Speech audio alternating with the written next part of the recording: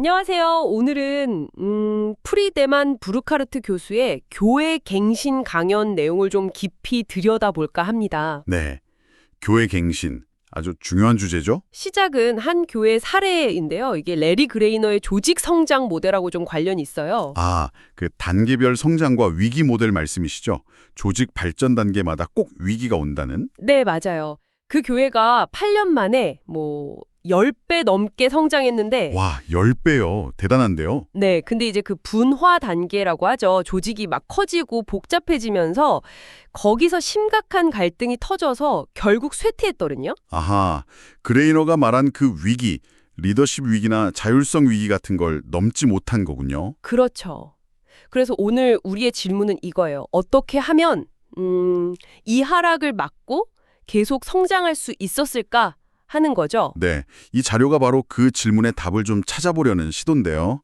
경험적인 연구랑 또 웨슬리 전통에 기반한 신학적 성찰을 통해서 7가지 원리를 제시해요. 7가지나요? 네. 근데 오늘은 시간상 그중에서도 가장 핵심적인 몇 가지만 좀 깊이 파고들어 볼까 합니다. 좋습니다. 목표는 이걸 들으시는 여러분이 속한 공동체나 조직 아니면 개인의 삶에라도 바로 적용해 볼 만한 그런 아하 하는 통찰, 그걸 발견하는 거죠. 아하 순간이요. 기대되는데요. 좋습니다. 첫 번째 핵심 원리가 상호 존중과 대등한 관계, 특히 다문화성이군요. 네, 맞습니다. 연구 결과를 보면 좀 흥미롭더라고요.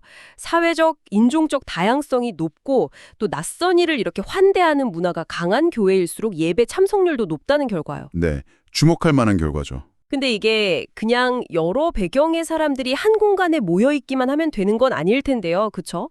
정확히 어떤 상호작용이 핵심일까요? 아주 중요한 질문이세요. 핵심은 말씀하신 대로 그 사이, 즉 인터에서 일어나는 역동성입니다. 사이에서요? 네, 겉으로만 다양성을 갖추는 걸 넘어서요. 나와 다른 관점이나 삶의 방식을 정말 가치 있게 여기고 배우려는 태도, 또 동등한 눈높이에서 서로 존중하면서 진솔하게 대화하는 거예요. 아, 서로 배우려는 태도와 존중. 그리고 그 과정에서 함께 뭔가 새로운 가치나 문화를 만들어가려는 의지, 이게 있을 때 진짜 싸이 문화성이 나타나는 거죠. 그렇군요. 사실 이건 예수님이 보여주신 방식이기도 해요. 선한 사마리아인 비유 같은 거나 아, 네네. 당시 유대 사회에서 배척받던 세리나 죄인들과도 스스럼 없이 식탁 교제를 나누셨잖아요. 맞아요. 복음의 본질이기도 하고요.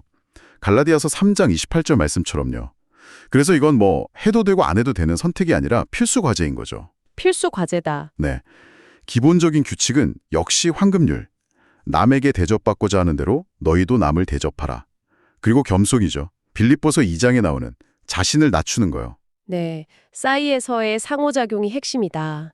근데 이게 머리로는 이해해도 실제 관계 속에서 낯선 걸 가치 있게 여기고 같이 뭔가를 만들어 간다는 게 상당한 노력이 필요해 보이긴 합니다. 물론 쉽지 않죠. 의식적인 노력이 필요합니다. 자, 그럼 다음 원리로 넘어가 보죠. 예수님께 대한 헌신으로서의 낯선 이에 대한 사랑입니다. 이것도 그냥 감정적인 동의 이런 걸 넘어서는 거겠죠. 교회의 핵심 가치이자 행동 원칙이 되어야 한다는 의미로 들리네요. 정확합니다. 앞서 말씀드린 연구 결과에서도요. 예배 출석률이 평균 이상으로 높은 교회들은 사회적 약자나 공동체 바깥의 이방인을 위한 구체적인 프로그램을 아주 활발히 운영하는 경향이 뚜렷했어요. 아, 프로그램 운영이요? 네. 근데 여기서 주목할 점은 이게 그냥 착한 일 하자 이런 차원이 아니라는 거예요. 예수님을 향한 헌신의 직접적인 표현으로 여겨진다는 거죠. 헌신의 표현이다. 그렇죠. 성경적 뿌리도 아주 깊습니다. 레위기 19장을 보면 이웃사랑만큼이나 강력하게 타국인 사랑을 명령하거든요. 레위기 19장 33절 34절에요. 아, 레위기에도요? 네. 그리고 예수님의 선한 사마리아인 비유는 이 사랑이 인종이나 종교, 문화적 편견의 벽을 그냥 허물어버리고 구체적인 행동으로 나타나야 한다는 걸 아주 극명하게 보여주죠. 정말 그렇죠. 20세기 초에 있었던 아주 사거리 부흥운동 때도 윌리엄 시모어 목사 리더십 아래서 인종과 성별의 장벽이 막 무너졌던 사례가 있잖아요. 이 가치가 얼마나 강력한 힘을 지니는지 증명하는 거죠. 그렇군요. 역사가 증명하는군요. 자, 그럼 이런 가치들을 실제 공동체의 어떤 문화나 행동으로 뿌리내리게 하려면 어떻게 해야 할까요? 여기서 이제 전략적 결정과 행동, 그리고 관성 바퀴, 플라이휠 효과 개념이 나오는군요. 네, 맞습니다. 플라이휠 효과. 그 놀이터에 있는 뺑뺑이 같은 거잖아요. 처음엔 막 힘껏 밀어야 하지만 꾸준히 한 방향으로 밀면 나중엔 그냥 저절로 휙휙 돌아가는 그 힘.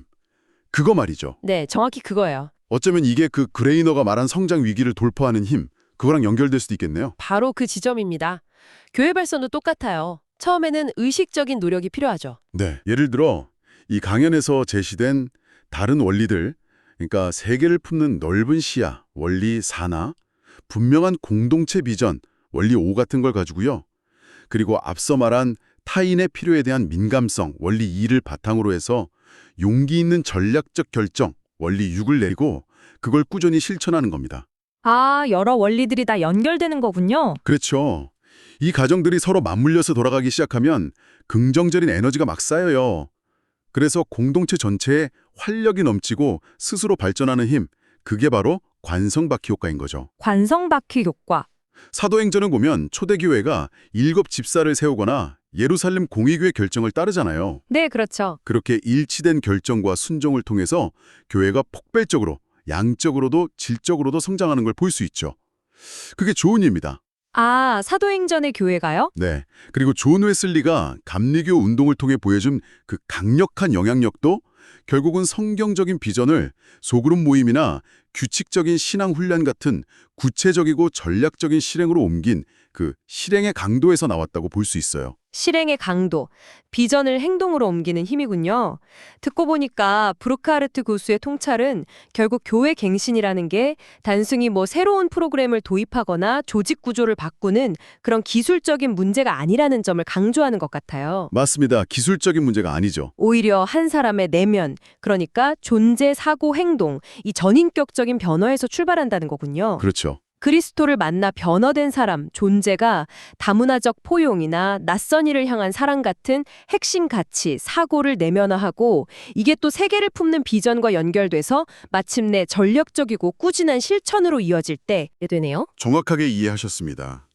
레리 그레이너가 말한 조직 발전의 마지막 단계인 통합 단계도요.